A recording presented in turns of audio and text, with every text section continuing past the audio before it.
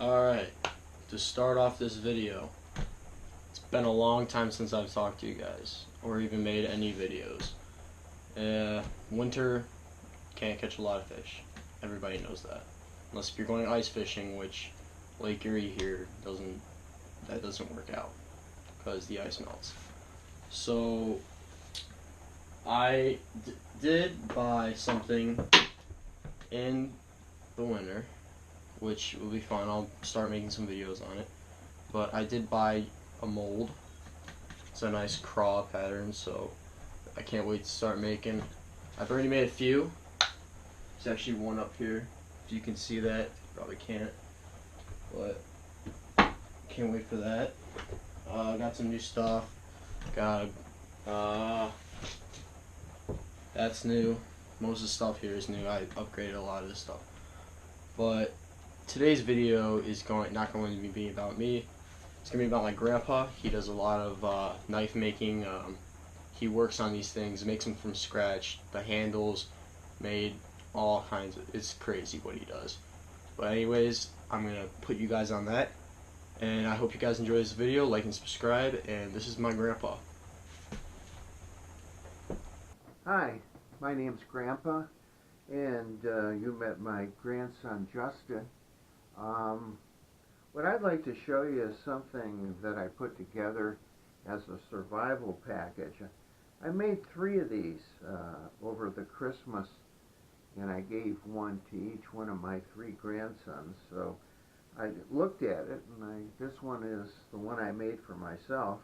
It has some things that are different on it, but it's basically the same thing. What I used was a Condor knife blank, and you can buy these on Amazon or even eBay. And the blank is made by Condor. It's a Bushmaster, and what I did is some modifications on the blade before I put it together. I don't know if you can see, I etched the blade with a bear paw by painting the paw on the blade and replicating it, and then etching it. So I did it on both sides so it matched. And then the other thing I did was I put a grip for my thumb up at the top, and when I made the handle, I put Kydex, red Kydex spacers in there, and the handle's made out of canvas, Marcotta canvas. And put that together. So that's the knife portion of it, and it's extremely sharp. It's a Scandi grind, which I like, and it really works well for bushcraft. The other thing is the case that it came with. Put a fire rod on here as a backup to the Bic lighter. If you're in the woods and it's cold and you're freezing, this is my last alternative. I like the comforts of home, so I would use a Bic to start a fire, and hopefully if that wasn't available or was out of gas, then I still got the fire stick. And I made this so that it fit on the outside of the case, and it's not that easy to get out, so it's not going to fall out. So and then it slides right into the cover. You just push it in. On the other side, a camera, and I bought this off of, I believe, eBay. It's a Chinese camera, but it's got a good beam, and it throws a lot of light for a small package.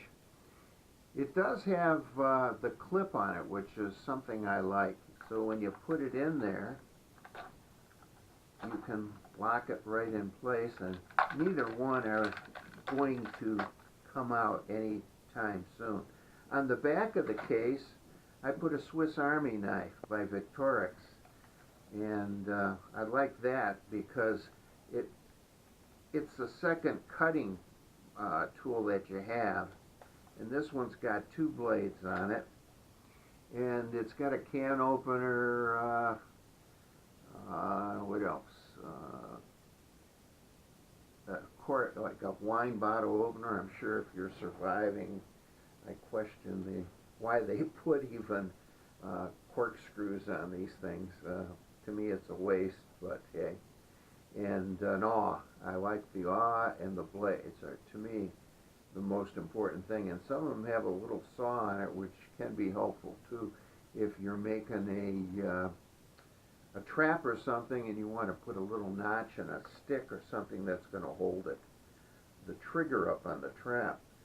So that's the knife, and you just put this, I use a rubber band just in case you don't want to lose anything. And then on the back of it, you notice that I've got cordage, and this is nylon cord that has a tar finish on it. I like this stuff better than I like paracord. Actually, this stuff is just as strong and a lot lighter. This will do, I think, 300 pounds. So, and then the lighter stuff will do 80. So I got a potential fishing line here, and I've got cordage that can hold something up. And I usually put, well, 15 feet of it or more in each spool. But you know, you can put as much as you want as long as it fits in to this rubber. And this is just a rubber that I had from a slingshot, and I use that to hook it to the tab I made. Now the box on it is something I made a pattern for, and it's just a mint tin, and it works real well. The Altoids tin, and the tins aren't that expensive, and they're reasonable. I never get through the contents.